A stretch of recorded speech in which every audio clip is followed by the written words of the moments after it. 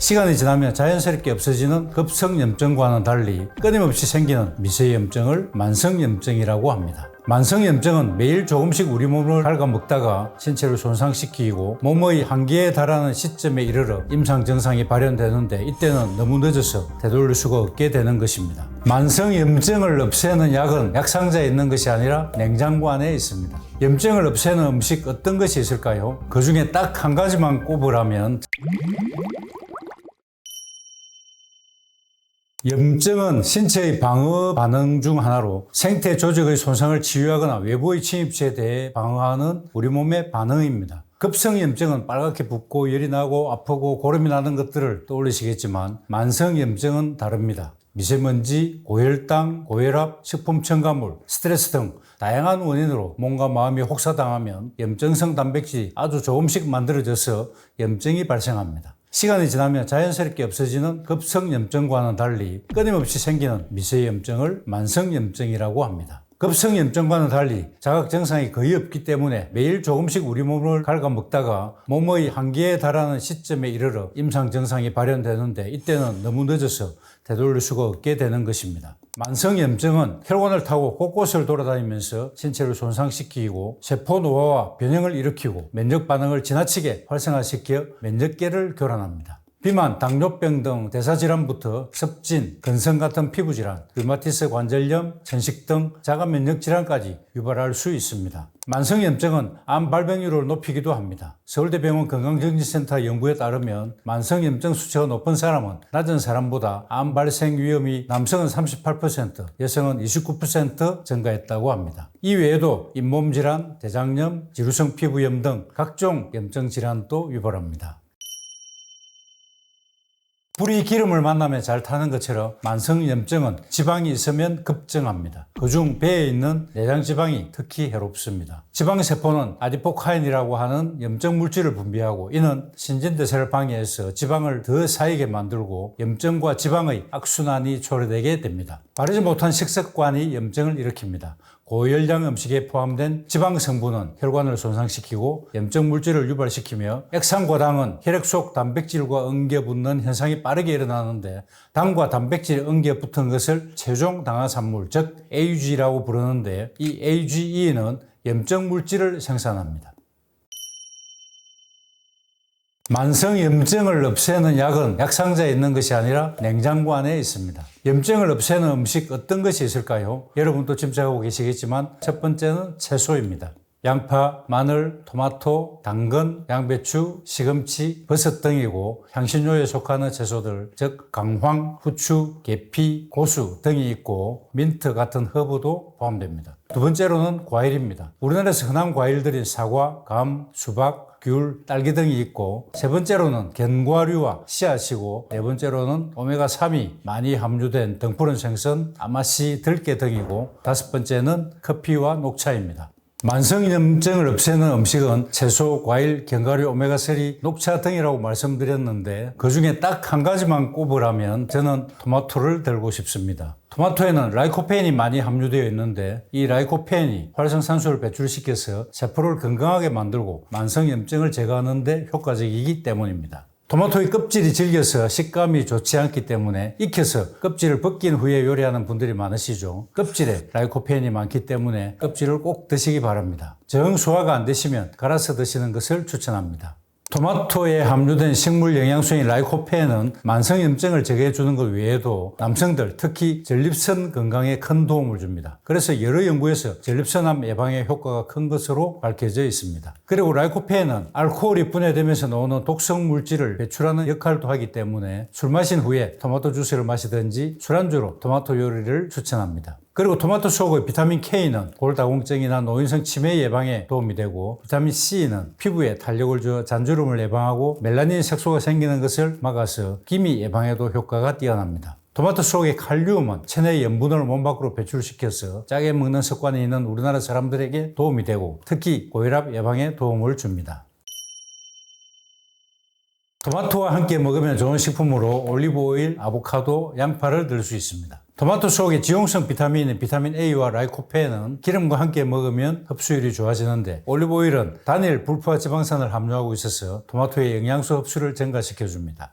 아보카도에는 지방과 식이섬유가 풍부해서 토마토의 지용성 영양소 흡수를 돕고 포만감을 느끼게 해줍니다. 양파에는 비타민C, 식이섬유, 항산화 물질인 퀘르세틴이 풍부하게 들어있는데 토마토와 양파를 함께 섭취하면 토마토의 항산화 작용을 강화할 수 있습니다. 양파는 혈관 청소부라 불릴 만큼 혈액순환에 좋은 여러 성분들이 포함되어 있는 식품입니다. 양파에는 퀘르세틴이라는 성분이 풍부해서 혈관 건강에 큰 도움을 줍니다. 퀘르세틴은 플라보노이드 계열 식물성 색소인데 대표적으로 혈관벽의 손상을 막는 효능이 있고 피 속에 나쁜 콜레스테롤인 LDL 농도를 낮추고 좋은 콜레스테롤인 HDL은 높여줍니다. 양파 속의 항화 알릴 성분은 만성염증 제거에 도움을 주고 면역을 높이는 역할을 하는데 양파 특유의 매운맛을 내는 이 알릴 성분은 퀘르세틴과 달리 열에 약해서 70도가 되면 파괴된다고 합니다. 그래서 양파의 매운맛을 제거하고 싶다면 썰어서 실온에 15분에서 30분 정도 뒀다가 섭취하면 됩니다. 퀘르세틴은 열에 강하기 때문에 굽거나 볶거나 끓여도 별로 파괴되지 않습니다.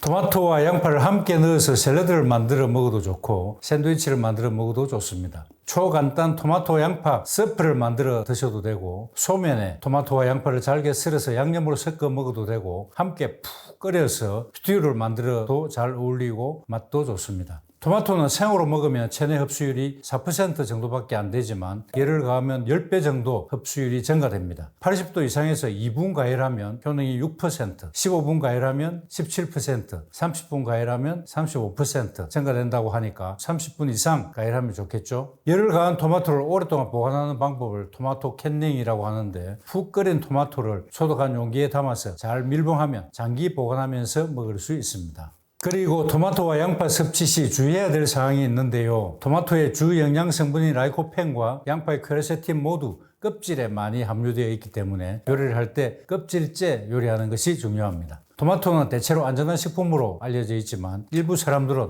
토마토를 섭취할 때 부작용을 경험할 수도 있습니다. 토마토에는 솔라닌이라는 화학물질이 함유되어 있어서 일부 사람들은 솔라닌에 알러지 반응을 보일 수 있습니다. 피부 발진, 가려움증, 구취 등이 있을 수 있습니다. 이처럼 토마토를 섭취할 때는 개인의 체질에 따라 부작용이 발생할 수 있기 때문에 적절한 양과 방법으로 섭취하는 것이 중요합니다. 특히 알레르기가 있는 분은 섭취를 자제하는 것이 좋겠습니다. 반대로 만성염증을 악화시키는 음식 3가지를 고르자면 최종 당화산물 즉 AGE를 만드는 단당류, 예를 들어서 부드러운 빵이나 과자, 패스트푸드 등의 단당류, 기름진 육고기와 육가공 제품, 그리고 술, 이 3가지가 만성염증을 잘 초래하는 3가지 음식입니다. 2020년 하버드 의대에서 발표한 스페셜 헬스 리포트 만성염증을 없애는 방법을 보면 첫째로 항염식품 섭취하기입니다. 앞에서 항염식품에 대해서 자세히 설명드렸습니다만은 채소, 과일, 견과류, 오메가3, 녹차와 커피라고 말씀드렸고 둘째는 장내 미생물 관리하기입니다. 장내 유익균들의 먹이가 되는 다당류나 섬유질 식품을 많이 섭취하고 유해균의 먹이가 되는 기름진 음식과 패스트푸드를 피하는 것이 좋습니다. 셋째는 적절한 운동을 해야 되고 넷째는 충분한 수면, 다섯째는 금연, 여섯째는 절주, 일곱 번째 만성 스트레스 극복이고 마지막으로 염증을 줄여주는 건강보조식품 섭취하기인데 여기에는 커큐민, 생강, 카테킨, 클로로겐산, 오메가3, 퀘르세틴 등이 있습니다. 수면이 부족하면 피로가 증가되고 체중도 증가하며 심폐기능 저하와 만성염증까지 신체 전반에 대해 부정적인 영향을 끼칠 수 있다고 합니다. 실제 임상시험에서 수면 부족 시 염증 수치인 CRP치가 높게 나온 결과를 보였고 하루 7시간 정도의 충분한 수면을 취하는 것이 만성염증을 예방하는 데 중요한 것으로 밝혀져 있습니다. 수분 섭취도 만성염증에 영향을 미칠 수 있는데요. 수분이라고 하면 마시는 액체류 전부를 떠올릴 수 있는데 여기서 수분은 말 그대로 순수한 물입니다. 보리차나 감잎차는 생수처럼 마셔도 되지만 녹차나 옥수수 수염차, 커피에는 카페인이 함유되어 있기 때문에 적당히 마셔야 합니다. 수분 섭취가 충분히 이루어지면 세포 내 노폐물과 독소를 밖으로 빼내는 역할을 해줍니다. 물이 부족하면 이런 노폐물이 계속해서 몸에 축적되어서 혈액이 탁해지기 때문에 수분을 충분히 섭취해서 노폐물의 흐름을 원활하게 만들어야 합니다. 물은 단순히 생수만 의미하는 것은 아닙니다. 과일과 채소 속에는 적어도 70% 이상이 물로 구성되어 있기 때문에 생채소나 과일을 충분히 섭취하신다면 물을 좀 적게 마시더라도 충분한 양의 수분을 섭취하는 것과 마찬가지가 될 수 있습니다. 이래저래 채소와 과일은 만성염증 제거에 중요하다고 말씀드릴 수 있겠습니다. 항암 치료만으로 완치될 확률은 일부 암을 제외하고는 거의 불가능에 가깝습니다. 항암 치료의 목적이 암세포를 죽이는 거였지만 오히려 항암제 때문에 면역만 떨어져서 암세포가 더 잘 자라는 경우도 생길 수 있습니다. 식사는 우리가 생각하는 것 이상으로 큰 효과를 발휘합니다. 식이요법만으로 암이 줄어들기도 하고 완치되는 경우도 있습니다. 한국인이 즐겨 먹는 음식 중에서 전 세계적으로 인정받은 항암식품이 있는데 암 환자든 건강한 사람이든 딱 3일 만에 놀라운 변화를 경험하시게 될 겁니다. 그리고 한 달이 지나면 이상이 있던 지병, 고혈압, 당뇨, 고지혈증 등이 눈에 띄게 호전되기 시작합니다.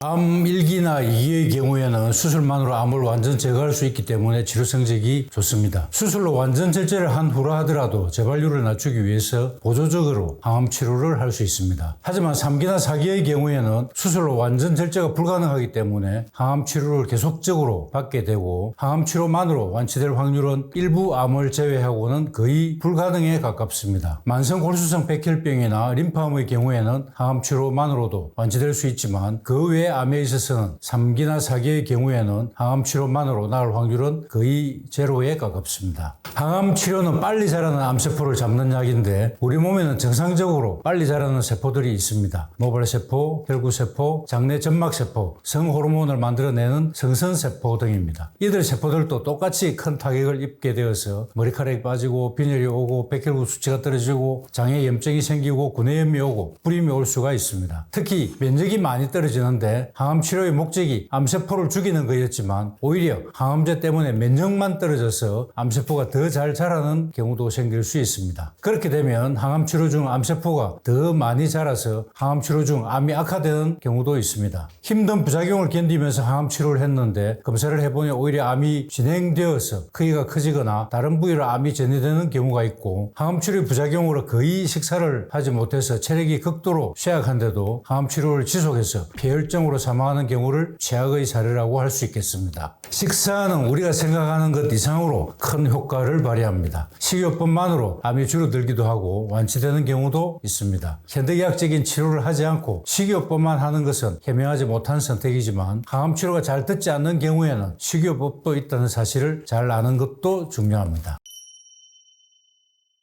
현미밥, 채소와 과일입니다. 너무나 잘 알고 계신 거지만 맛있는 게 너무나 많은 세상이다 보니까 뻔히 잘 알고 계시면서도 지키지를 못하시는 건데 아무리 어려운 일도 습관만 들면 쉬워지죠. 딱 석 달만 투자해 보십시오. 석 달만 채식을 해보시면 습관이 되어서 다른 것 드시고 싶지 않게 될 수 있습니다. 현미나 통밀 같은 통곡식에는 비타민, 미네랄, 식물 영양소 같은 영양소가 그대로 살아있고 섬유질도 많이 포함되어 있습니다. 우리의 건강을 위해서 필요한 영양소는 탄수화물, 단백질, 지방의 세 가지 거대 영양소와 비타민, 미네랄, 식물 영양소의 3대 미세 영양소가 있습니다. 거대 영양소로부터는 살아갈 에너지를 얻고 미세 영양소는 신진대사에 꼭 필요한 효소의 작용을 하고 활성산소를 중화시키는 작용도 합니다. 섬유질은 우리가 먹는 음식, 물을 통해서 들어오는 부화지방, 중금속, 화학물질 같은 나쁜 성분들을 흡착시켜서 대변으로 배설해주는 고마운 작용을 해줍니다. 암 환자든 건강한 사람이든 통곡 자연식물식을 안 하시던 분이 하게 된다면 딱 3일 만에 놀라운 변화를 경험하시게 될 겁니다. 내 몸속에 이렇게 많은 대변이 있었나 싶을 정도로 쾌변을 경험하시게 될 것이고 일주일이 지나면 몸 컨디션이 가벼워지시는 걸 경험하게 됩니다. 그리고 한 달이 지나면 이상이 있던 지병, 예를 들어서 고혈압, 당뇨, 고지혈증 등이 있었다면 눈에 띄게 호전되기 시작합니다. 이런 변화들을 여러분 스스로 안 하셔도 주치의가 많이 좋아지셨다면서 약을 줄여주실 겁니다.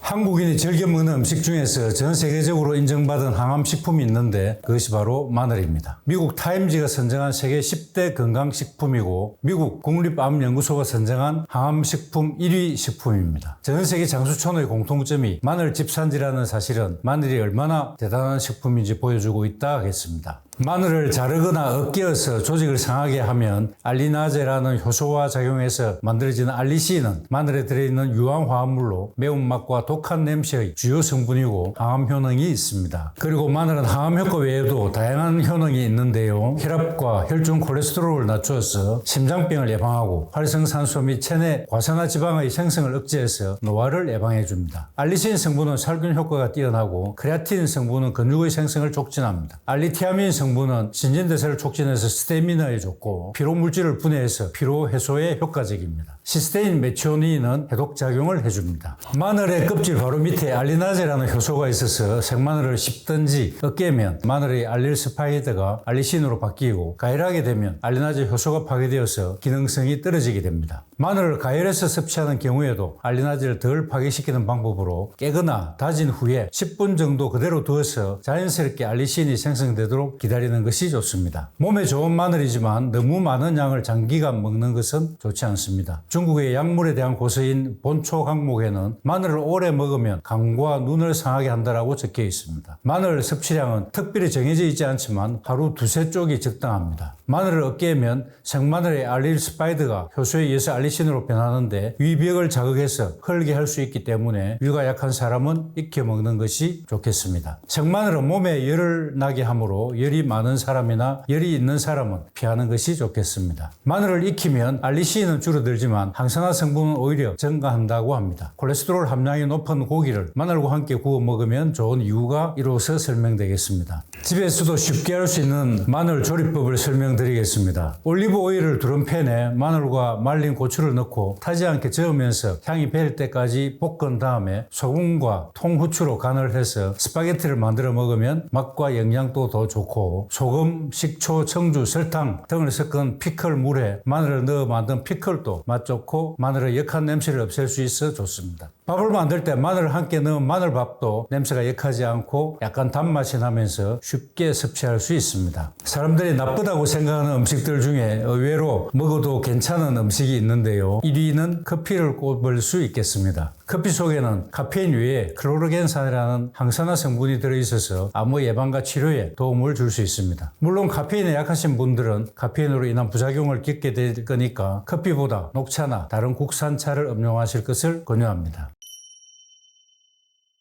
우리나라에서 암 발병률이 폭발적으로 증가하고 있는 이유를 분석해보면 당류와 육류의 섭취 증가와 관련이 있습니다. 당류란 채소나 과일을 도정하거나 가공해서 섬유질이 제거되었기 때문에 섭취하면 혈당치를 급격히 올리는 음식을 말합니다. 흰밥, 빵, 떡, 국수, 과자, 아이스크림, 청량음료 등입니다. 바베큐로 구울 경우에 1군 발암 물질이 생긴다고 했지만 사실 육류를 먹으면 고단백이 아니라 과단백이 되어서 암을 초래하게 됩니다. 고속은 필요하지만 과속은 나쁘죠. 고단백이 필요할 수 있지만 과단백은 백해무익합니다. 단백질 신화에서 빨리 벗어나야 합니다. 단백질은 우리 신체에 대단히 중요한 영양소지만 성장기 아동이나 헬스를 하시는 분을 제외하고는 그리 많이 필요하지 않습니다. 그럼에도 불구하고 과단백 식사를 하시게 되면 간과 신장에 부담을 주게 되고 암의 발병과 암의 성장을 촉진하게 됩니다. 당류와 육류를 획기적으로 낮추면 암의 발병률을 획기적으로 낮출 수 있게 됩니다.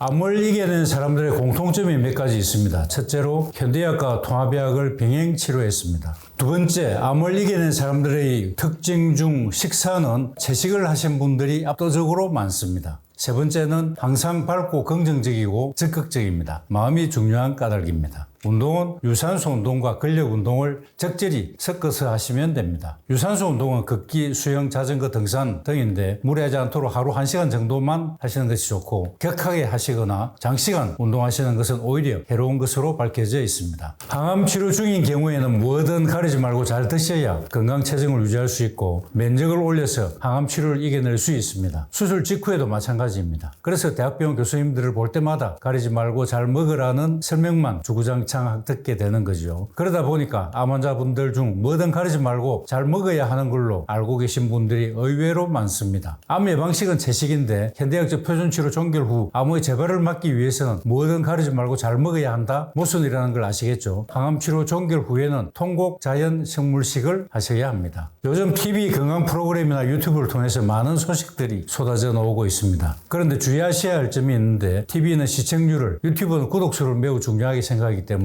획기적인 내용을 다루려고 노력한다는 사실입니다. 우리가 잘 알던 내용과 달리 특별한 내용을 소개하는 내용은 색안경을 끼고 잘 살펴보시길 권유합니다. 다른 어느 누구도 그 내용을 얘기하지 않았는데 마치 새로운 사실인 양 말씀합니다. 물론 근거를 제시합니다. 그러나 논문은 지구 전체에서 보자면 하루에도 수천 편이 쏟아지는 세상입니다. 자마라든지 캔서 등의 권위 있는 논문집에 실린 발표가 아니라면 그리 신뢰할 수 없는 일과성 주장일 경우가 대부분입니다. 근거로 제시하는 논문이 어느 논문 논문집에 실렸는가가 중요합니다. 예를 들어서 어떤 건강기능식품 회사 논문집에 실린 내용을 믿고 여러분의 식성을 당장 바꿀 모험을 시도하셔도 되겠습니까? 여러분의 건강은 여러분의 선택에 달려 있습니다. 소화기에 문제가 있어서 식사 섭취를 하지 못하는 경우에는 정맥주사로 영양성분을 투여해 줄 수밖에 없습니다. 그런데 부족하지 않은데도 불구하고 의사의 과잉 치료나 환자의 요구에 의해서 수액제가 남용되고 있습니다. 특히 암 환자의 경우에는 암세포가 정상세포보다 포도당과 결합하는 수용체가 월등히 많기 때문에 암세포에 더 많이 포도당을 공급해줘서 암세포를 사육하는 결과가 될 수 있기 때문에 주의하셔야 합니다.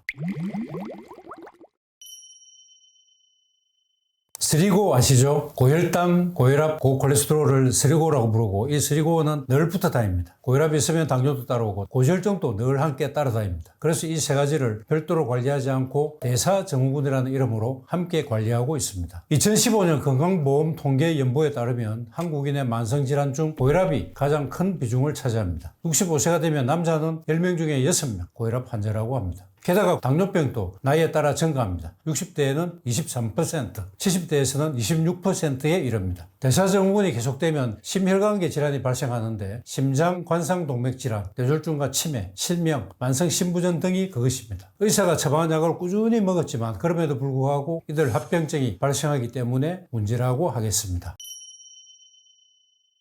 고혈압과 당뇨병 치료약은 평생 먹어야 한다는 말을 들어보았을 것입니다. 낫지 않는다는 의미겠죠. 낫지 않는데 치료약이라고 하면 용어 선택이 잘못된 것이겠죠. 정상 완화제라고 해야 됩니다. 통곡 자연식물식을 하고 운동을 적당히 하면 고혈압, 당뇨, 고지혈증은 쉽게 낫습니다. 이를 제쳐두고 약만 평생 처방한다는 것은 식이요법의 위력을 잘 모르기 때문으로 생각합니다. 그리고 스리고가 조절이 안 되면 합병증이 더 빨리 오기 때문에 조절할 목적으로 약을 열심히 처방하는 것입니다. 약을 평생 먹어도 합병증은 생깁니다. 이처럼 대사증후군 치료를 열심히 하는데도 심장병, 뇌졸중 등의 합병증이 생기기 때문에 약만 열심히 드실 것이 아니고 식사를 바꾸어서 근본적으로 치유시키는 것이 중요하겠습니다. 그런데 식이요법을 한다고 몸이 당장 바뀌는 것이 아니라 몇 달의 시간이 소요되겠죠. 평소에 드시는 약을 당장 끊는 것은 바람직하지 않습니다. 통곡 자연식물식을 제대로 실행한다면 당장 당뇨약은 복용하지 않아도 되겠지만 고지혈증약은 한 달 정도는 더 복용하셔야 되고 고혈압약이나 고요산 혈증 치료약, 갑상선 호르몬 등은 몸이 완전히 바뀔 때까지 꾸준히 복용하셔야 합니다. 몸이 바뀌면서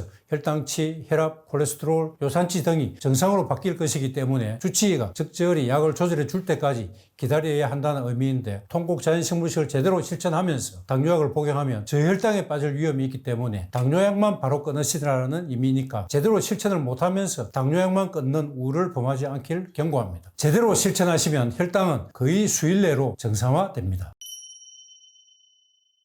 식사가 가장 중요하고 운동은 조금만 하셔도 되는데 이 식사는 통곡 자연 식물식입니다. 현미밥이나 통밀 등의 통곡식을 주식으로 하는 것이고 이와 함께 채식을 하는데 단순히 배추, 상추 등의 잎채수만 먹는 것이 아니라 줄기, 뿌리, 열매, 과일, 해조류 등 다양한 식물을 먹되 가공이 많이 되지 않은 자연에 가까운 형태의 자연식물을 먹습니다. 자연식물 속에는 비타민, 미네랄, 식물 영양소 등 우리 몸을 되살리는 항산화 영양소들이 많이 함유되어 있을 뿐 아니라 섬유질이 많이 함유되어 있는데 음식으로 함께 들어오는 여러 가지 화학물질, 중금속, 발암물질들을 흡착해서 대변으로 배설시켜 주니까 나쁜 성분을 막아주는 방어작용이 있다고 할 수 있겠습니다. 섬유질로 나쁜 성분이 들어오지 않게 막아주고 항산화 영양소로 몸을 회복시키니까 어찌 건강이 좋아지지 않겠습니까? 통곡 자연식물식으로 대사증후군이 완치되는 데 걸리는 시간은 결코 길지 않습니다. 보통 이 식사법을 시작한 첫 일주 만에 혈당은 아주 많이 떨어지고 한 달쯤이면 콜레스테롤도 현저하게 떨어집니다. 하지만 혈압의 교정에는 시간이 좀 더 걸리는데 보통 석 달쯤 되면 혈압도 정상으로 회복됩니다. 물론 스트레스나 다른 원인으로 인한 고혈압과 당뇨는 약의 복용이 동반되어야 할 수도 있지만 처음 복용하던 약의 양에 비하면 현저히 적은 양을 복용해도 되고 그런 특별한 경우가 아니라면 식사 교정만으로 수년간 복용하던 약을 모두 끊을 수 있고 건강한 삶을 영위할 수 있으니까 대사증후군으로 인한 합병증의 공포에서도 당연히 해방될 수 있습니다. 식이요법을 지속하기 어려운 사람은 약을 다시 복용하시면 되고 형편이 허락하신다면 다시 식습관 교정으로 다시 치료할 수 있습니다. 고슬고슬한 흰 쌀밥에 조기구이를 먹는 것을 최고의 영양식단으로 생각하는 한국 사람들이 꽤 많습니다. 아침마다 과일 주스를 마시는 것을 건강의 비결로 생각하시는 분들도 많습니다. 중년 여성들은 골다공증을 막으려는 노력의 하나로 매일 우유 한 잔을